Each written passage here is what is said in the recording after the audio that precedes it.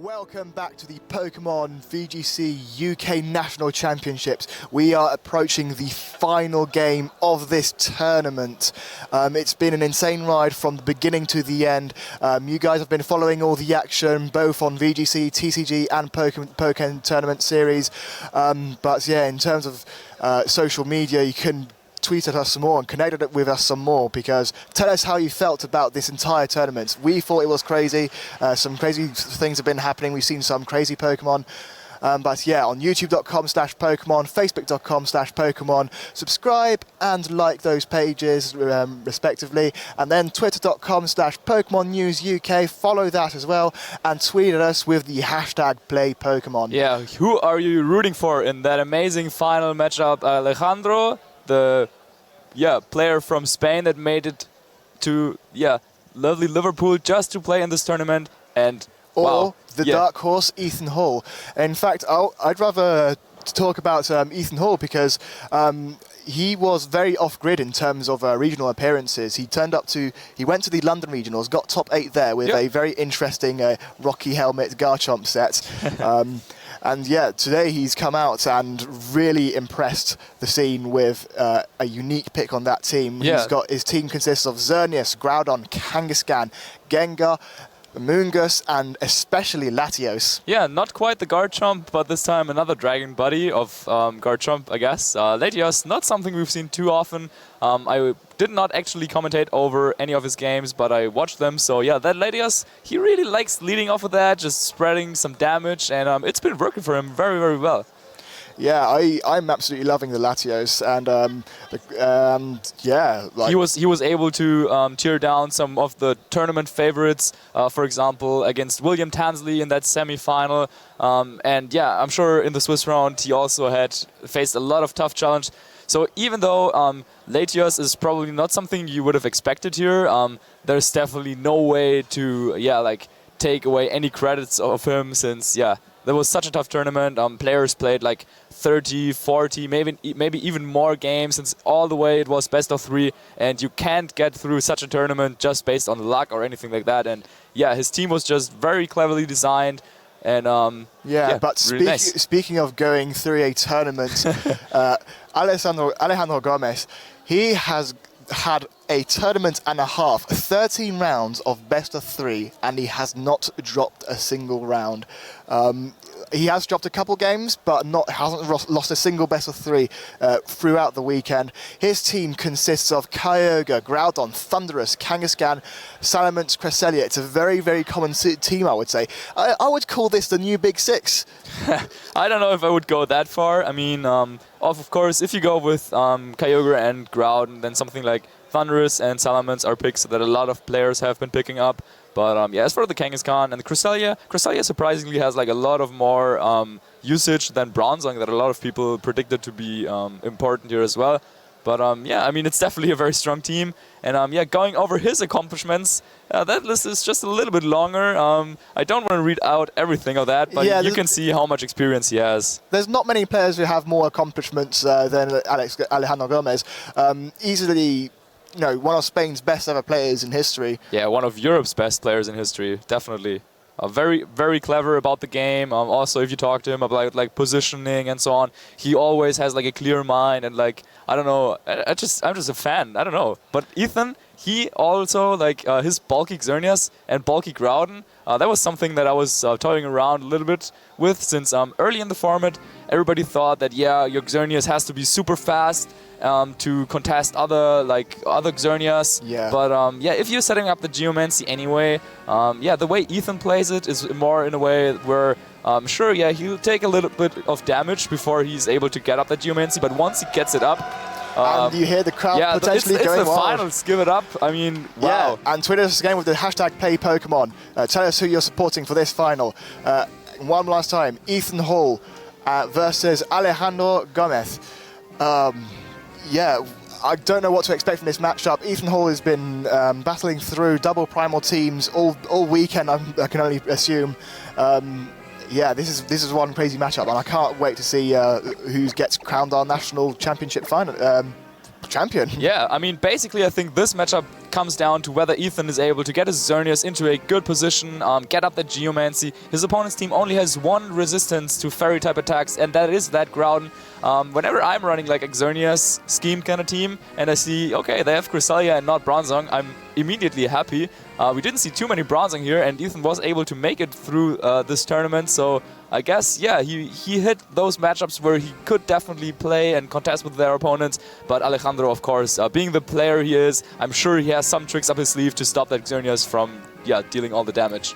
Yes, interesting to see that Alejandro has decided to opt for Cresselia instead of Bronzong, Bronzong being his signature after coming in top 2 in the Glasgow regionals. But here we go. Yeah, Cresselia over Bronzong, a good choice, I would say. Yeah, definitely. Also, the way he plays it, we saw all the moves revealed in the previous set. He does not have Trick Room.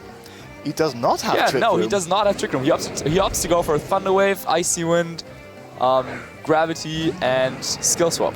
Yeah, but here we see a very common lead that Ethan Hall has been leading with pretty much every single game I've seen him play.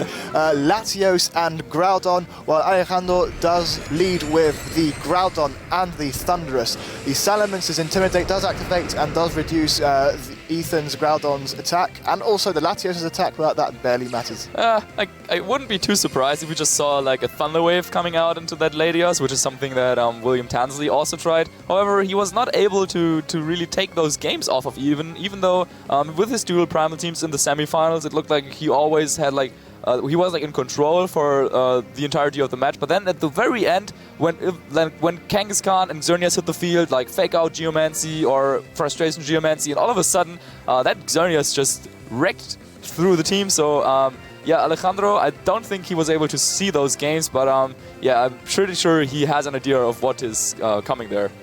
Yes, especially because Latios is the only... Paralyzing the Latios is the only move that Thunderous can really do. It can't really harm the Groudon with Thunderbolt, and Latios is only taking a minuscule amount of damage from Thunderbolts. Yeah, definitely. So I guess just trying to protect the Salamence, and that is what he's going to do, is like the safest play. You don't want to run into a surprise Draco Meteor, and there is the Thunder Wave. Yeah, that confirming a Thunder Wave onto the Latios. The Latios may have gone for the Draco Meteor on the Salamence, but we do see a Psychic right onto the Thunderous. Usually Ethan seems to have gone for the Draco Meteor on protecting Salamences, but Alejandro does proc the Citrus Berry on the Thunderous, and we see a Rock Tomb from the Groudon going into protecting Salamence, which I don't... Yeah, I think he was probably anticipating a switch there instead of that Protect. Because, of course, if he is expecting a Protect, then he could just double up into that Thunderous to get the KO despite the Citrus Berry.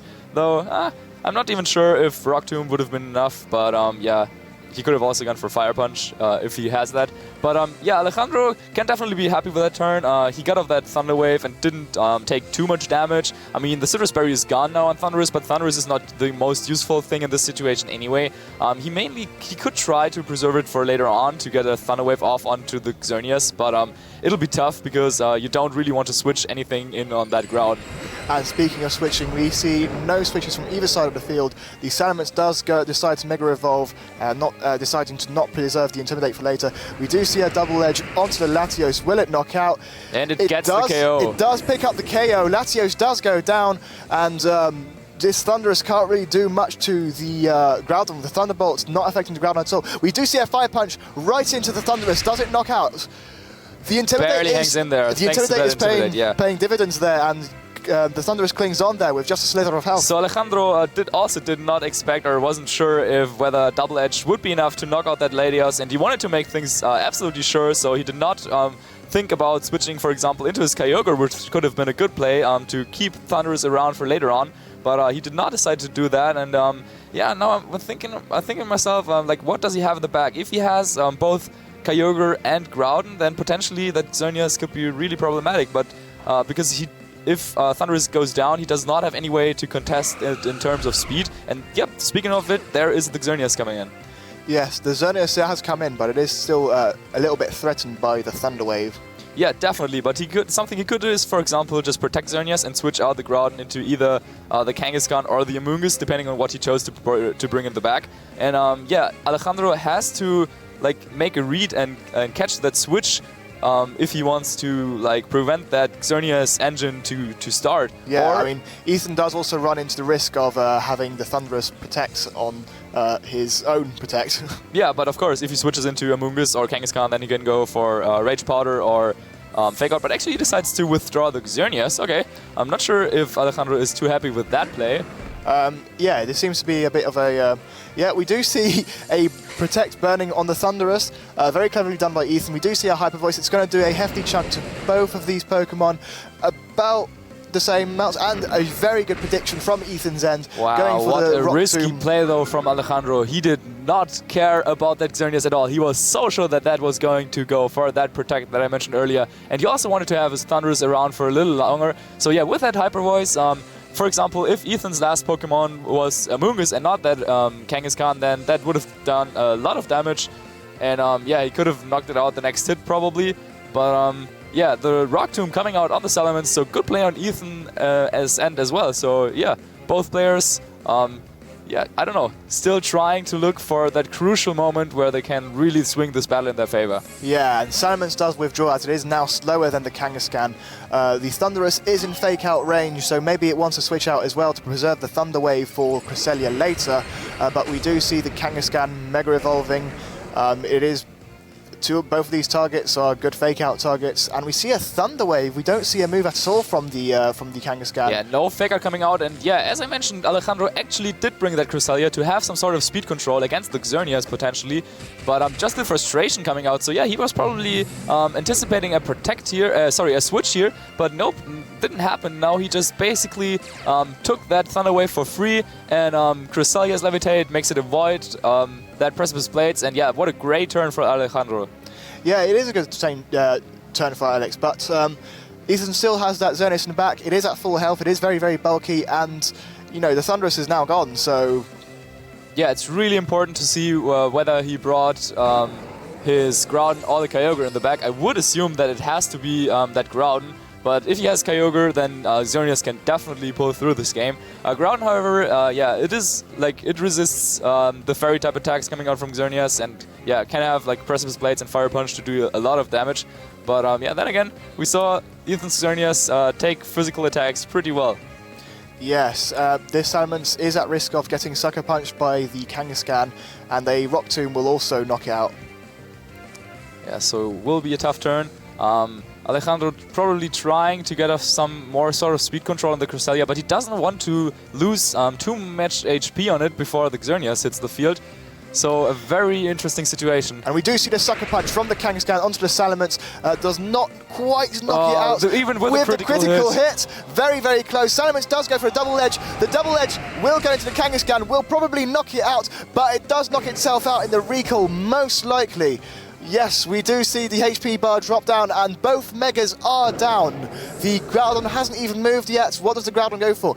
Cresselia does go for the Icy Wind, meaning Alejandro, the Icy Wind misses, and Alejandro's Primal Groudon will probably not be able to outspeed next turn, and the Rock Tomb goes into Cresselia, dropping its speed, but that doesn't matter as much. Wow, and all of a sudden we're finding ourselves in a situation where it can definitely still go either way, but Ethan definitely was able to put himself into a position where he now has the Xerneas on the field. He has the Groudon. Fortunately for him, that Icy Wind did not hit, so now his Groudon potentially able, just as you said, to hit that Precipice Blades against your opponent's Groudon. But wow, that's just what happens on Alejandro's end. Like, he made good plays for the whole battle, but he just did not bring one of his restricted Pokemon. So Thunderous and Cresselia, they're just not as strong as Kyogre. And now, I mean, it's down to 2-2, and had he hit that Icy Wind, he would have kind of had the speed advantage. But Cresselia, not really the offensive pressure that he needs in the situation. So it's all on Groudon's shoulders. Yeah, and although Alejandro does have the skill swap option to give Groudon Levitate, Cresselia is very, very slow at this point, especially after the Rock Tomb. Yeah, and he just goes for the Geomancy. Okay, he does not want to try and, I don't know, go for Moonblast and Precipice Blades to potentially knock out the Groudon. He wants to go for that Geomancy. Basically just doubling its special attack stat, like the special defense and speed don't matter too much, potentially. Let's see what that Cresselia will go for, though. We do see a precipice. We do see a precipice blades from the Groudon. It's going to do a lot of damage to the opposing Groudon, and it is enough to knock out Groudon. And maybe a single target the next turn could be just enough to knock out the Xerneas. Yeah, Thunder Wave. And we see a Thunder Wave from the Cresselia as well. Multiple forms of speed control on Alex's Cresselia. I think Alex will be able to take this game from now on. Yeah, definitely. A Fire Punch should be a safe bet, or Gravity, Precipice Blades. Wow, Ethan playing as well as he did in the end. That Cresselia that I mentioned. Yeah, Alejandro, he had the Thundurus in his lead to make sure that he could slow down the Latias, but in the end, another Thunder Wave Pokemon in Cresselia, and that Fire Punch is enough. 1-0 to Alejandro from Spain. Congratulations to Alex to win that first game in that best-of-3 set. You know, Ethan has that Latios there, but I still feel like it was just sitting there. It got paralyzed very early on, and it always becomes a paralyzed target when it's got the primal Groudon sitting next to it. Yeah, on the same end though, as we were discussing earlier when he was playing against William, like Thundurus does not really do anything at all against the Groudon. So just forcing Thundurus in that leading position also creates some kind of interesting dynamic where yes, Latios doesn't really do too much, but also the Thundurus can't really do anything back. So yeah, it was really on to like the Groudon and the Salamence to do the damage there. But I wouldn't be too surprised if we saw Ethan to switch things up a little bit. I mean, a Moongus could have been something to redirect attacks from the Xerneas, but I think, yeah, once again, just like in his semifinal, Alejandro's win condition is his bulky Groudon here that, despite being bulky, also has a little bit of speed, was faster than Ethan's Groudon there at the very end. So, yeah, I do think Ethan's main objective in this game should be to try and get the Groudon as low as possible, but Alejandro, of course, knows about that as well. He wants to keep his Groudon as healthy as possible, and so that in the end he can come out on the Xerneas and, yeah, just KO it and beat it in the 1v1. Yes, and if you guys have any ideas of how either of these players should approach this matchup, tweet at us with the hashtag #PlayPokemon. And yes, Ethan and Alejandro, they are... this is a big decision now, because Alex is one game up. He needs to... He's one game away of becoming the UK National 2016 champion for the video game. Wow. And to add that to his career, while Ethan Hall, he has the chance to basically... I mean, he has already made a name for himself in this tournament, but he could make the upset happen and also beat the favorite Alejandro in this final if he is able to close out the next 2 games. Well, here we go. The first game starts off, and yeah, I mean, will Alex lead again with the same leads? I mean, Ethan has been leading the same thing against double primals pretty much all the time. There exactly, it is. Here we go. Latios and Groudon again, and what do we see from Alejandro Gomez's end? Thundurus and Groudon, switching it up a little bit. The Groudon mirrors might be a little bit unappreciated by both of these players, but the Latios again is the prime Thunderwave target for Alejandro. Yeah, but Ethan now has the possibility. He sees, okay, Groudon is out on the field, so maybe if he can make something happen there, get damage on it so that he can later pick it up with like a boosted Moonblast or even a Dazzling Gleam. So getting off a Precipice Blades would be really helpful for him, but of course, once again, Alejandro is also aware of that, and will probably just opt to, I don't know, protect his Groudon or maybe even switch out, whereas even his Latios doesn't have too many good options here. He will probably just launch an attack. I was going to say it's got one very good option. It's got a modest Draco Meteor that could very well knock out the Thundurus, depending on how Alejandro has trained it. Yeah, I'm not too sure. I remember back in the day, the Thundurus were able to take even the Dragon Gem boosted Draco Meteor, and back then the Draco Meteor's space power was even higher, so I do think Thundurus could take that, but yeah, then again, of course, that would do a lot of damage, and with a double target, he can definitely take out that Thundurus. So Alejandro, once again, has to think about, okay, do I want to risk losing my Thundurus just for getting that paralysis on the Latios, or is it more valuable to probably like keep it around a little bit and, I don't know, make a protect and switch play, or get himself into another position? And as we see, Alejandro does bring his Groudon back from play, not risking any Precipice Blades hits. There it is. I was kind of expecting that. Yeah. Protects the Thundurus. And a Psychic onto the Thundurus. A Rock Tomb onto the Thunderous as well. A double target. Fantastic protect from Alejandro's Great end. play from Alejandro. His ground was... he tried to do anything else there, but yeah, no, you can do that. That is choice luck. So yeah, his ground was still at the threat of the Precipice Blades, and since ground is so important in this matchup, even though he was kind of anticipating this double up onto the Thunderous, he wanted to make absolutely sure that there was no way that he loses this game.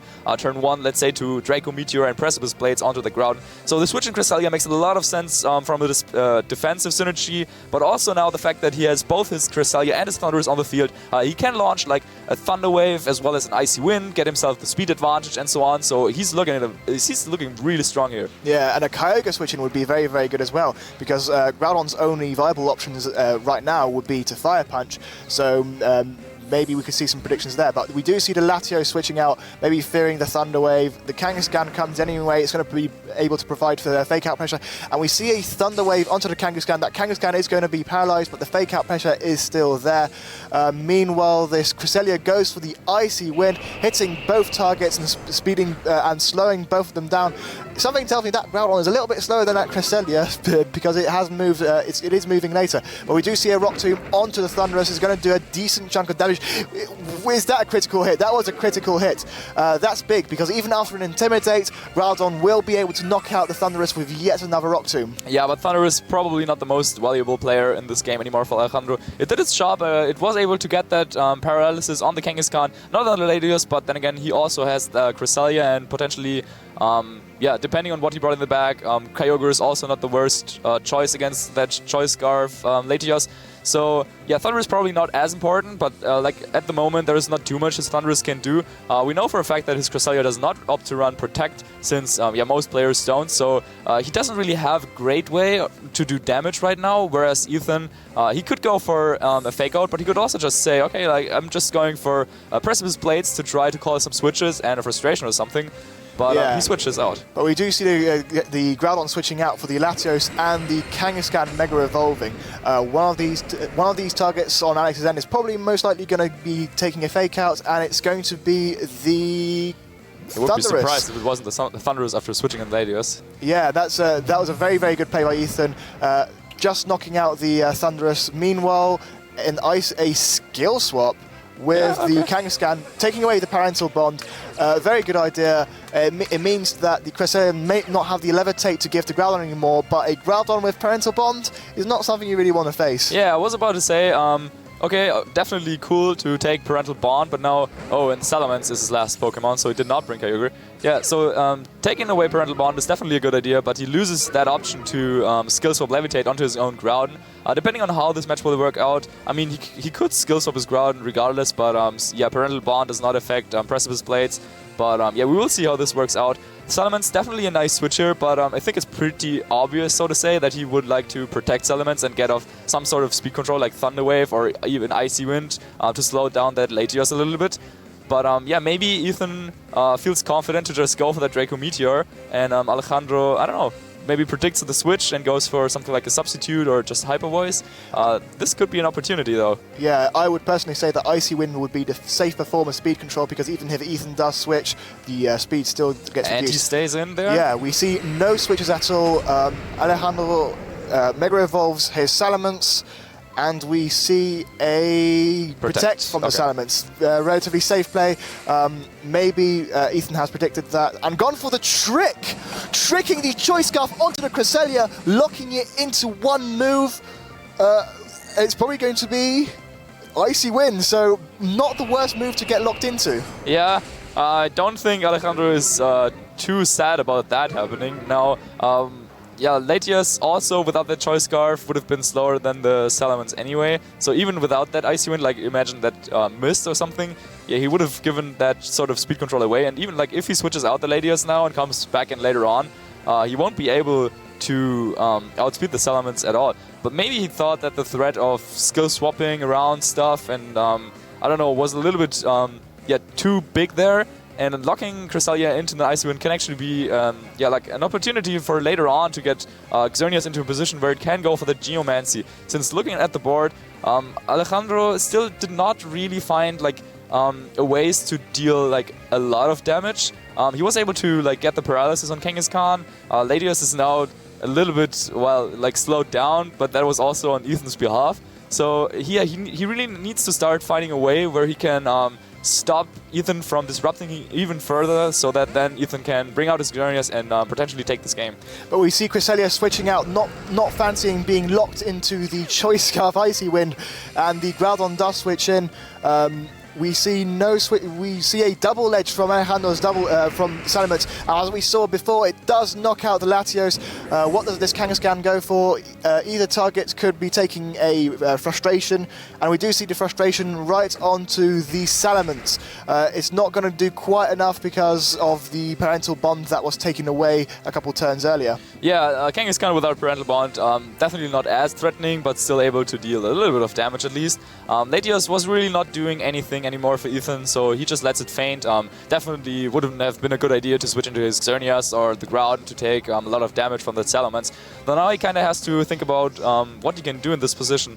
Bringing out Xerneas probably would seem tempting, but then again, he could just take like a Fire Punch and like Double Edge. Both of those attacks do a lot of damage to it. He could go into his Groudon, but we know that Alejandro's Groudon is faster, so then just going for, I don't know, Precipice Blaze and Hyper Voice would be really bad. But yeah, he decided to go into the Xerneas. He needs to make something happen.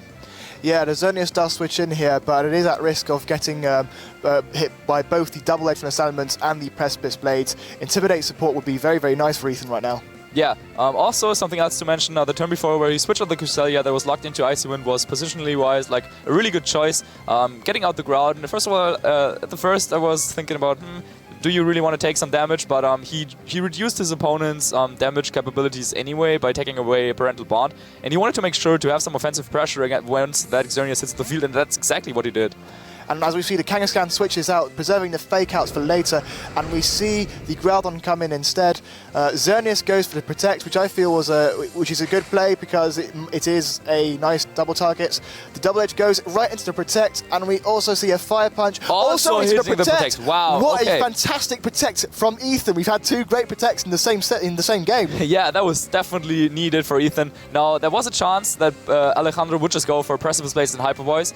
This could have been bad. It could have been also okay if that combination knocked out Groudon, then Kangaskhan could have come in again and he would have been able to, say, like Fake Out and Geomancy up.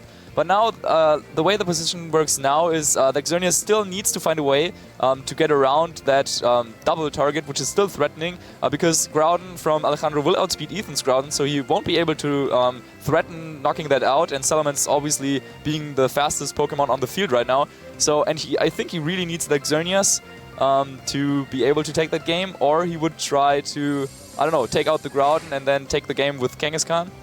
We see a Protect from Alejandro's the Groudon, and we see a Double Edge onto the Xerneas. Is not going to knock it out, but it's going to do a decent chunk of damage. Yeah, this is risky from Alejandro, but we do see that Dazzling Gleam. Okay. A Dazzling Gleam right into the Salamence. It's going to knock out. The only thing Alejandro has in the back is the Cresselia, which is locked into any move with the Choice Scarf from earlier, and the Groudon does go for the Precipice Blades, but the Groudon of Alejandro does protect. Yeah, there could even be an interesting scenario in which Cresselia does not opt to lock itself into like an attacking move. It like, could for lock example, itself into skill Helping swap. Hand. It could just go for the skill swap on Groudon. However, I think Ethan should probably take care of the timer a little bit better. He has the Pokemon advantage, and this is the finals of a national championship. And yep, there is the skill swap that I just mentioned, giving himself that levitate ability now, making it invulnerable against any ground type attacks is really helpful in this situation. But we do see a Moonblast trying to do as much damage to the Groudon as possible. With a critical hit, and it's a Swords Dance from the Groudon, that is very, very dangerous for Ethan. And we see a Precipice Blades, which is just going to not really affect the Groudon, and it's going to do a decent chunk to Cresselia. Yeah, Ethan, really, his win condition at this point is to take this one down to the timer. Yeah, or he just needs to take out the Groudon, since that is, of course, the one big damage dealer. Yeah, the clock definitely a thing. He was up in Pokemon, he made his choices very quickly, he knew what he wanted to do, and that Moonblast critical hit may have bailed him out of there. But now, of course, the next Moonblast won't do as much damage, and Groudon from Alejandro can just go for a Precipice Blades and then protect from an incoming Fake Out and then go for a Fire Punch to seal up the game. So yeah, Ethan really needs to think about how he wants to go about this. By the way, Rock Tomb also could have been a very interesting attack had he launched that on ground, but he probably was not expecting the skill swap coming out from the Choice Scarf Cresselia. Yes, that's true. A Rock Tomb would have probably sealed this game right here and then. But this Groudon decides to go for the Protect. We do see, we're probably just going to see another skill swap from Cresselia. I mean, he kind of has to. Hey, good protect from Ethan's Groudon, and a skill swapping away the Fairy Aura from Xerneas, which barely matters, but giving the Xerneas the Desolate Land ability. Yeah, so once Cresselia will go down, Xerneas' attacks won't be boosted anymore as long as it goes down here, but the Moonblast goes into the Protective Ground, and now the timer is really an important figure in this game. I think there was an opportunity right now for Ethan, like if he predicted that Protect to potentially switch into his Kangaskhan and then with Fake Out pressure just stall out a couple of more turns. But yeah, that boosted Ground is just so dangerous, and yeah, let's see what will happen. We see a Protect from the Xerneas, and we see a Cresselia choosing the correct skill swap targets, at least, and giving the Groudon Fairy Aura, while Cresselia has Desolate Land again. Meanwhile, Alejandro's goes for the Precipice Blades and does connect with Ethan's Groudon, probably knocking it out because of the Swords Dance earlier. That is a big knockout for Alejandro.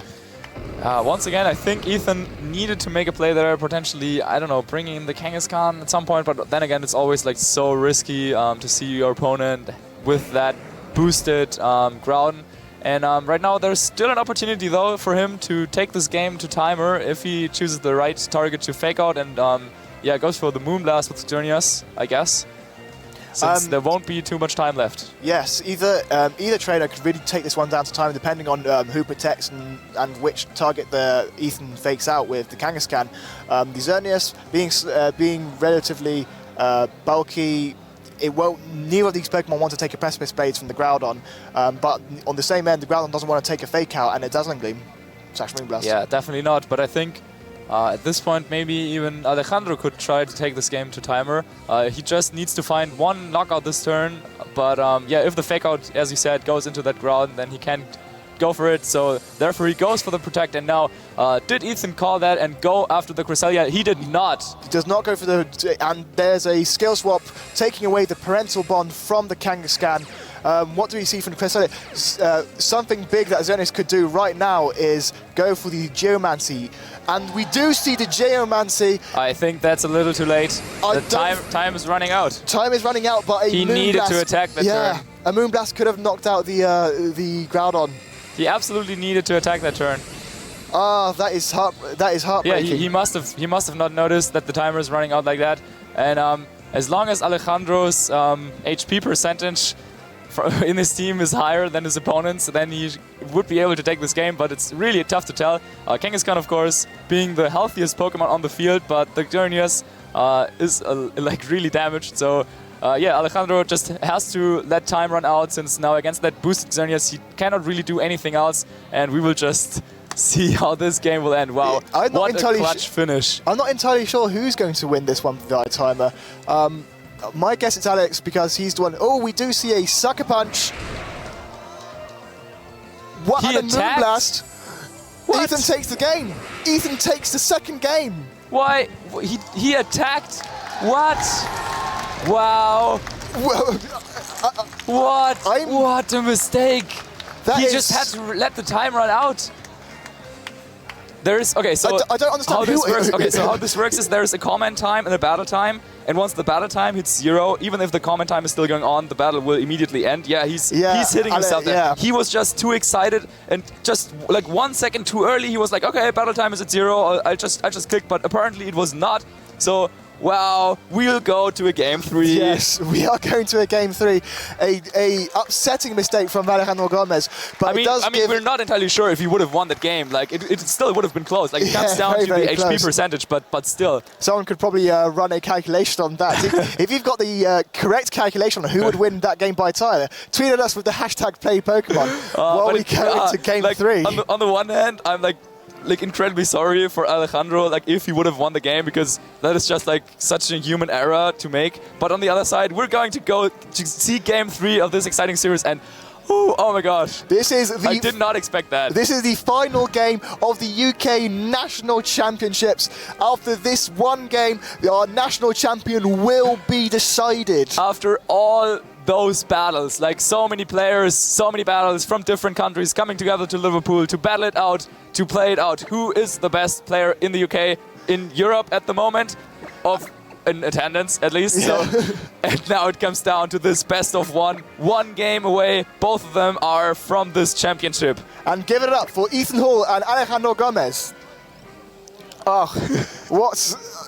This is incredible. An incredible set. I can't wait to see what. I can't really tell what is happening now. I don't know who I want to win. I mean, like for Alejandro, if he would have won that game, that would be so heartbreaking if now he's losing out on that. But we will never know. Latios and Groudon once again the leads of choice for Ethan. Yeah, leader choice. And this time the Thunderous deciding to maybe stay in the back or not be bought at all. We do see this Cresselia again. The Cresselia is now at risk of being targeted with a Choice Scarf, but the Choice Scarf did help him in the last game with the skill swap, but that is a very, very unlikely scenario to happen again. I do like the adjustment here by Alejandro. Like his opponent led off with Latias and Groudon twice, and his Thunderous really only did the paralysis on the Latias, and then it was just sitting there like not knowing what to do now. But with the Cresselia, he can go for the Thunder Wave and then just spam Icy Winds, get that skill swap on his own Groudon to give itself that Levitate ability. So Cresselia is a lot more flexible in this position than Thunderous, so I really like this adjustment. Yeah, this is an adjustment Alejandro certainly has made. Maybe he thinks that he will try and win again by a timer.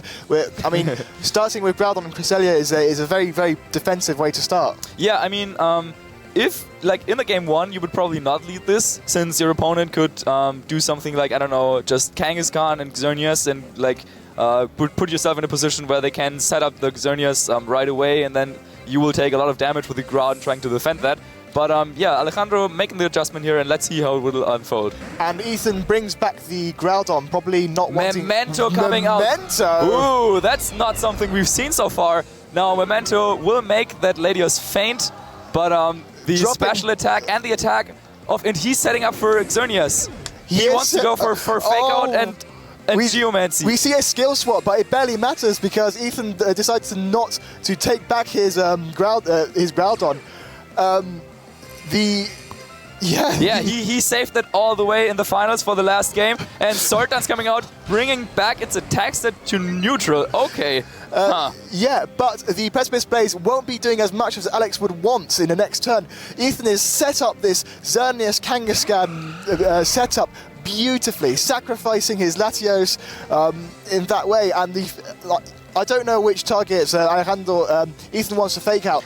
Probably the Cresselia and not risk the Thunder Wave, and then maybe a Geomancy from... Yeah, however, he was risking so much with that play. He was basically going all in. He's like so committed right now. He sacrificed one Pokemon just to get in this specific situation. So if he doesn't like make the right call right here and sets up Geomancy, for example, Alejandro just has a Pokemon more, you know? So that kind of matters sometimes. Yes, but with a Geomancy, Dazzling Gleams are going to be hurting and are going to be helping Ethan a lot. Memento, that's such a cool tech. I was really not seeing that coming. Yeah, that's just really nice. Also, I'm loving this Scarf Latios. Anything with a Choice Scarf is good in my books. Dialga's Latios, but here we see Alejandro's Ethan's Kangaskhan Mega Evolving, deciding to choose the...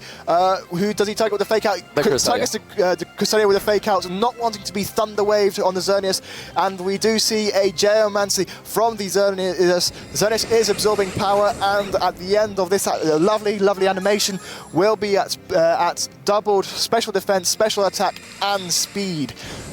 Meanwhile, this Groudon is free to go for a move, but as we saw from the Memento earlier, the Swords Dance doesn't really affect much. Yeah, there wasn't really any point for any other player for Alejandro. He doesn't want to go for Precipice Blades because if he misses this Xerneas, it's probably game over. Also, he doesn't want to try to like go for a Protect here in case Kangaskhan wanted to target down the ground because you have to make sure that you get off either the Thunder Wave or the Fire Punch, so you take down either the speed or the HP of like Xerneas.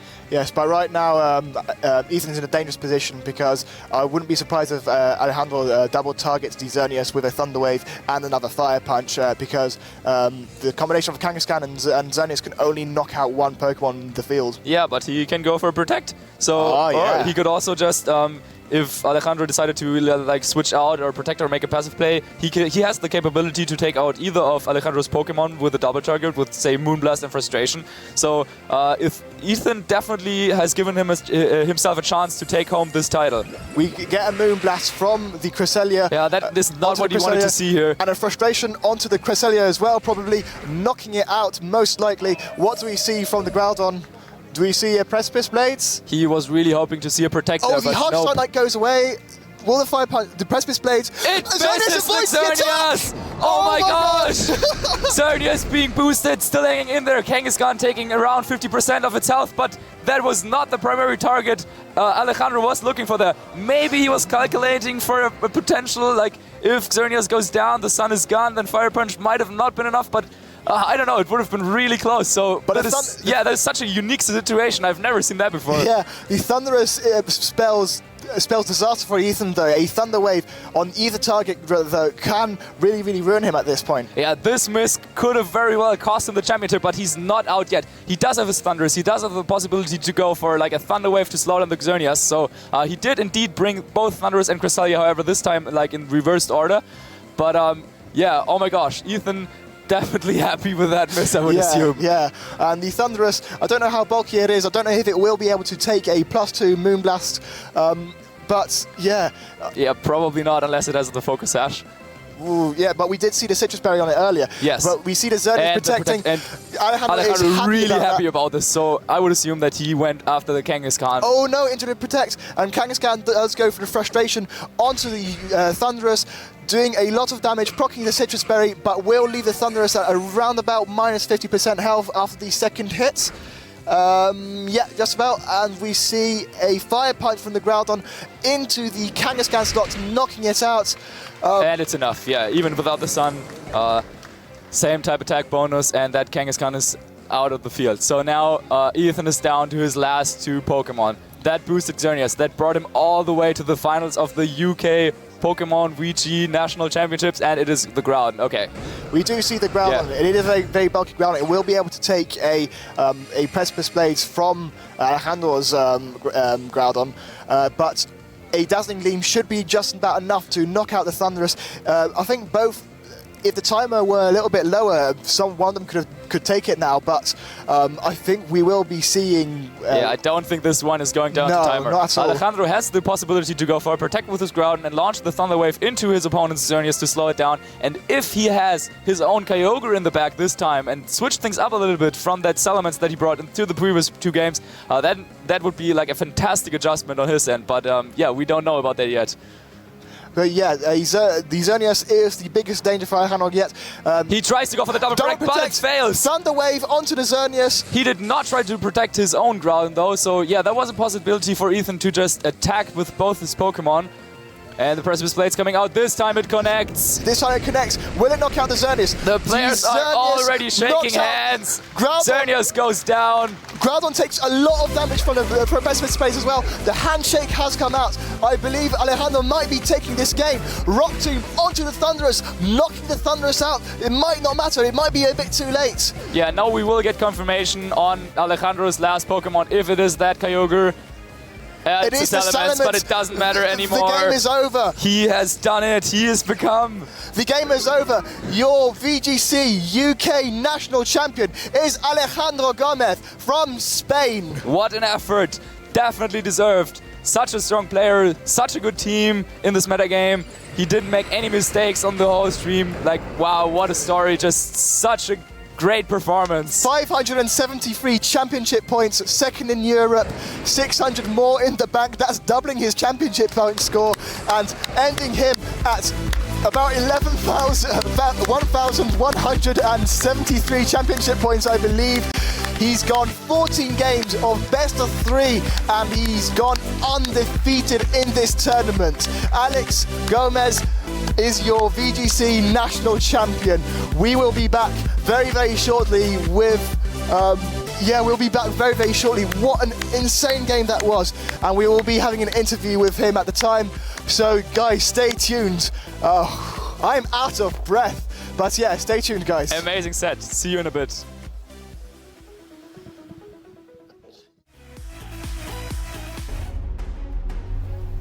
Welcome back to the Pokemon VGC UK National Championships. We are here for one last final interview of the finalist and our national champion for England. How do you feel, man?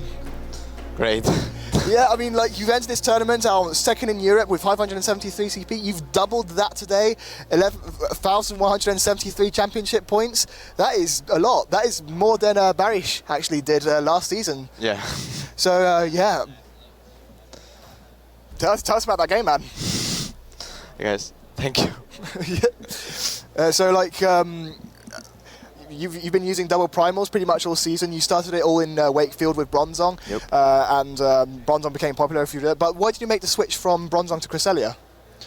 Oh, you know, double primal, at least in USA and I think in Europe too, and D7 at least, started to have a lot of popularity. Yeah. So my Bronzong team had a difficult matchup against the other double primal teams. Right. I had to make most of the time all the right plays, and in this format, making all the right plays it's quite difficult. So I did opt to go with this option, with this variant, sorry. Yeah, I mean, like the team you are using, it's been used by a lot of people. It's picked up a lot of steam. Like double primals, I would say, is probably the best team on the format. I would say like the double primals is the new big six, really. To be honest, I got to disagree. I think it's the best archetype, but not the not really though. I think it's the best archetype in best of 3, and otherwise, I think best of 1, Xerneas Groudon, it's pretty strong. Yeah, I mean, speaking of best of 3 games, 14 games you have played this whole weekend. All of them were best of 3, 14 rounds of best of 3 games, and you've not dropped a single one. That's an insane accomplishment, man. So do you prefer best of 3 over best of 1? Definitely. Yeah, yeah, but it's like so talk us through that game, like against Ethan. Were you worried about the Xerneas? I mean, I knew that Xerneas was my biggest threat. Yeah. So I had to get rid of Xerneas as soon as possible. Since I have got Salamence, Groudon, since it's physical, it's not that threat. Yeah. I mean, so that's why I opted to paralyze as soon as possible Xerneas and then sweep out with Groudon. Yeah. But yeah, you've done such a good job today. Like, I'm incredibly impressed. I saw you battle in Wakefield and you were incredible there as well. Like, the games you have played were insanely entertaining. You're very good at entertaining the crowd. Like, you seem to have that natural presence. But yeah, that concludes our interview with PokeAlex, your VGC national champion. It is only your second year in a seniors division and he's already won a national championship, so definitely a player to watch out for. We will be taking a short break and then we will be concluding the stream afterwards. Thank you.